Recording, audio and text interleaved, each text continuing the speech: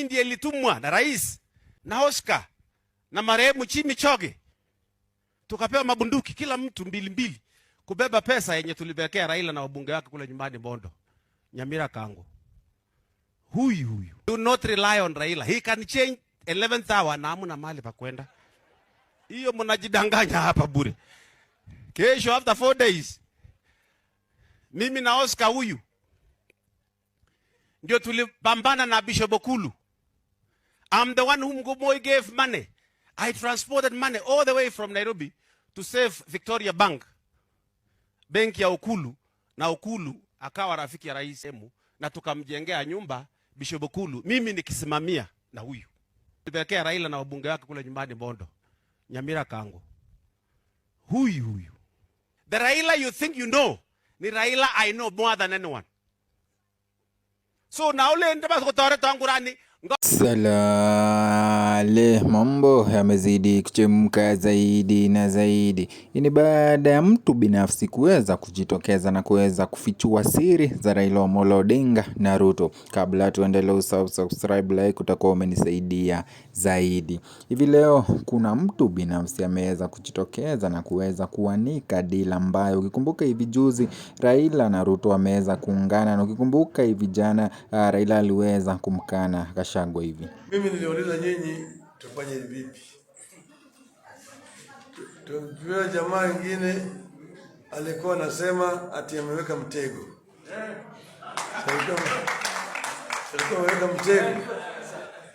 Alikuwa anaweka mtego.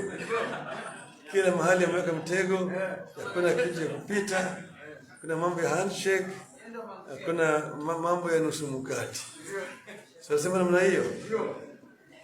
Sasa mnataka tuende kwa jamaa mwenye mtego? Hapana. Tuongee na mwenye mtego? Juzi mimi nilimwambia yeye hadithi ya Kiswahili. Tendawili. Mtego ya panya kuingia waliomo na wasiokuwemo. Sio sema tusiende huko. Usema namna hiyo.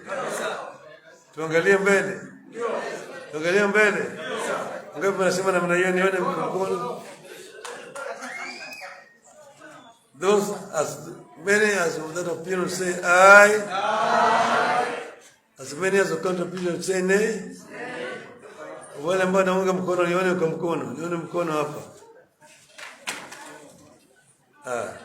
Asanteni sana. I think the eyes have it. Venye Gachagua alisema kama Ruto anapenda baba sana, then make hata president in 2027 kwa kama hakuna, hatutaki story ya selfish interest and ambitions. Tushikeni Stephen Kalonzo Musyoka atupeleke Canaan. Sawa sivyo? And we thought that Addis Ababa itakuwa kwa baba, but tulichengwa. Watu hawataki kusema ukweli, but we will come in another time to explain why even Museveni, who was installed as a Luo Council of Elder in Siaya on the 2nd day of January, did not vote for Raila Amolo Odinga. In fact, did not go to Ethiopia. Mimi nitasema as it is. Ikikufurahisha ni sawa, ukikasirika pia ni sawa. After all, I'm the best member of parliament in this country. Something very fundamental called the nation. And the nation is the soft side of the country. Honorable Speaker, many times, even economically speaking, many countries actually progress when they have been able to align their culture.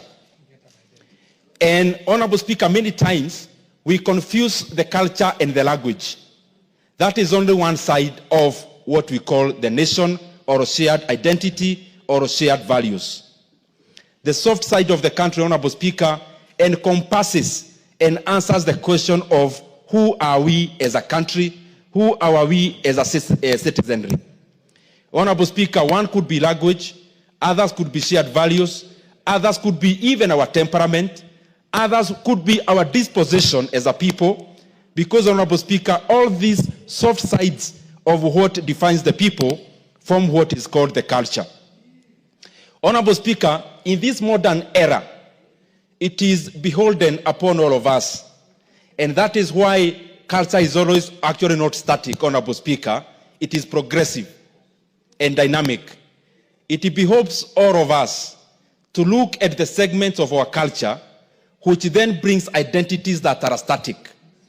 Identities, Honorable Speaker, that then brings about fault lines in the relationships of the people. And that is why many countries, Honorable Speaker, have had many people with different cultures, but they came together to find an overarching culture, a shared value across.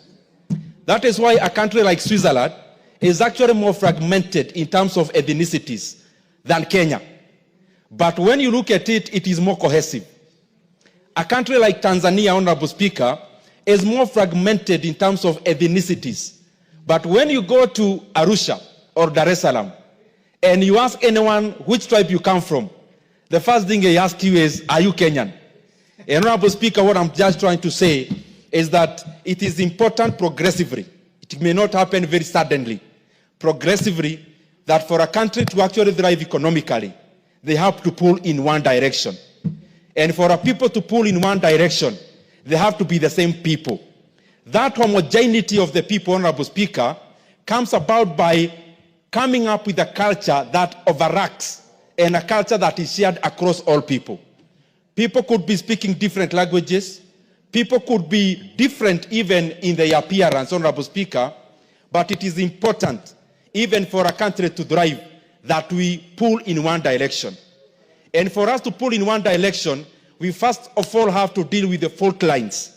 We have to deal, Honorable Speaker, with things that divide us and find an overarching culture and shared values that bring us together as a people. And upon that, Honorable Speaker, the beauty is that we always have a chance. As a country, we have a chance.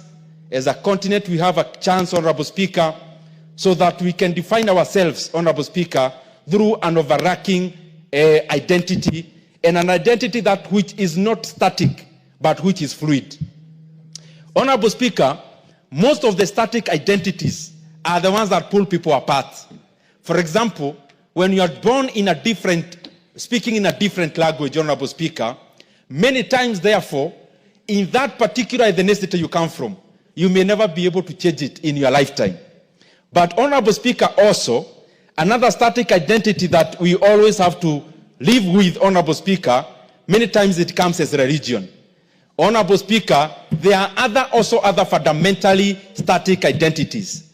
But the current era, the modern age of nation building, Honorable Speaker, departs